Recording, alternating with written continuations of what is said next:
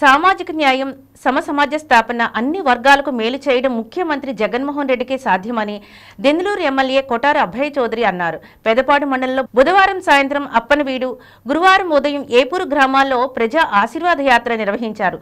ఈ కార్యక్రమంలో ఆయన ప్రజల సమస్యలను తెలుసుకుంటూ ముందుకు సాగారు.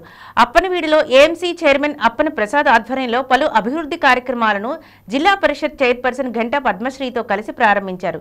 సీఎం జగనన్న పాలనలో అన్ని వర్గాల ప్రజలకు మేలు జరుగుతుందని, దాన్ని ప్రజలు గ్రహించి మరలా వైఎస్ఆర్ కాంగ్రెస్ పార్టీ అధికారంలోకి వచ్చేందుకు ప్రతి ఒక్కరూ కృషి చేయాలని కోరారు.